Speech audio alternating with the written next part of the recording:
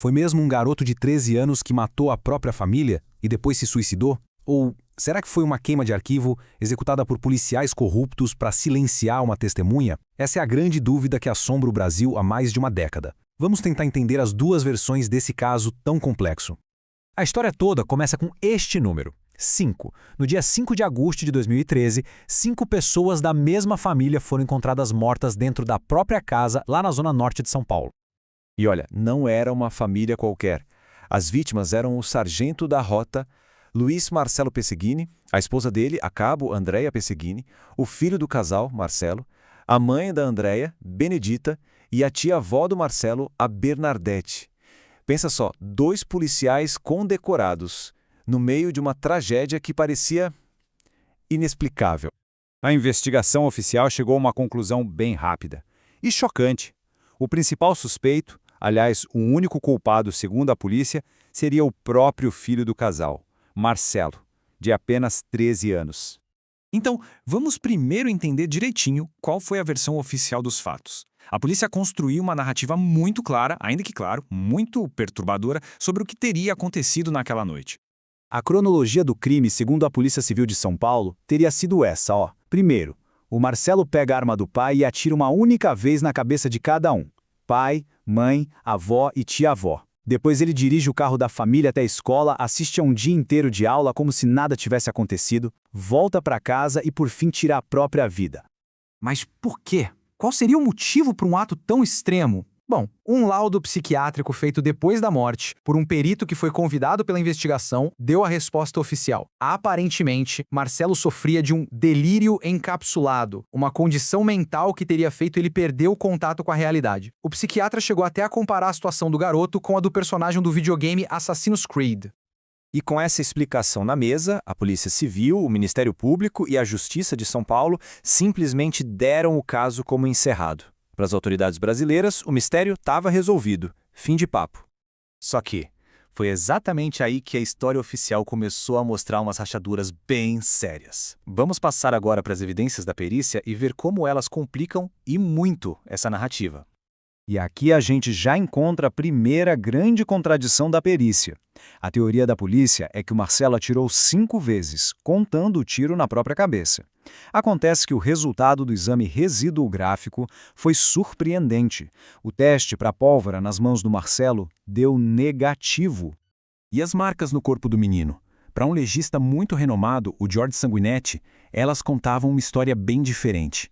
Ele foi claro ao afirmar que o garoto tinha lesões de defesa, indicativas de que a criança, antes de ser executada, tentou se defender.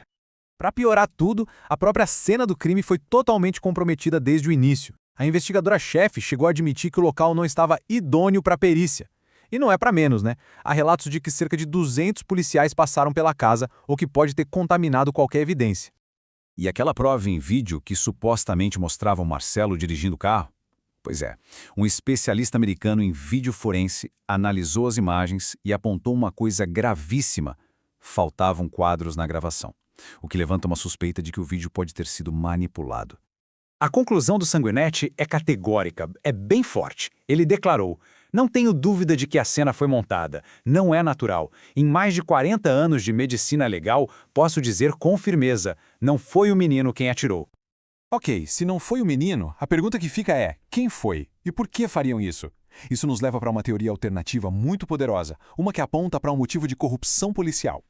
Para entender essa teoria, a gente precisa olhar para essa sequência de fatos. No começo de 2012, a cabo Andréia Pesseguini denuncia colegas policiais por envolvimento em roubos de caixas eletrônicos. A investigação interna não dá em nada. Em 5 de agosto de 2013, ela e a família são massacradas. E o detalhe: depois do crime, o comandante dela confirma para a imprensa que a Andréia era uma denunciante, mas logo em seguida ele volta atrás, se retrata e é afastado do cargo. O então deputado estadual Major Olímpio Gomes, que esteve na cena do crime, relatou uma coisa de arrepiar.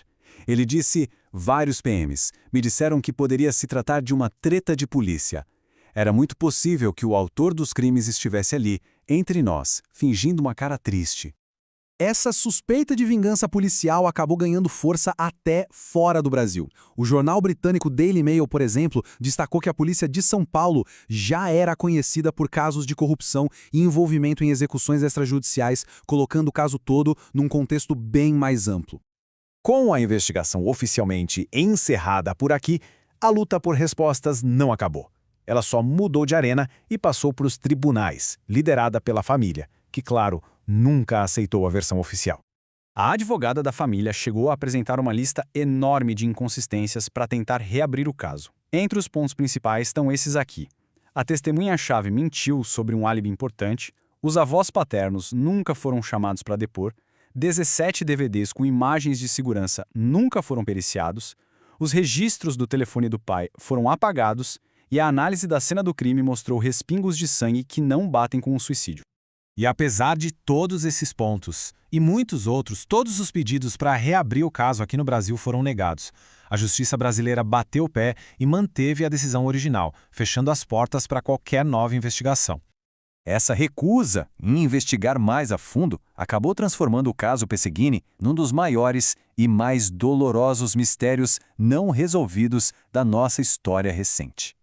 E essa desconfiança toda não é de pouca gente, não. Esse gráfico mostra bem o tamanho da incredulidade pública. Uma pesquisa da época mostrou que 83% dos paulistanos não acreditavam na versão oficial da polícia. É uma diferença gritante entre a verdade oficial e o que as pessoas sentiam. Sem ter mais a quem recorrer no Brasil, em 2018, a família levou a luta para uma outra instância, uma instância superior, a Comissão Interamericana de Direitos Humanos, acusando oficialmente o Estado brasileiro de ter conduzido uma investigação cheia de falhas. E isso nos deixa com a pergunta final. Com o caso agora nas mãos de uma comissão internacional, será que o mundo vai exigir as respostas que o Brasil, por algum motivo, não quis ou não pôde fornecer? A busca pela verdade, pelo visto, continua.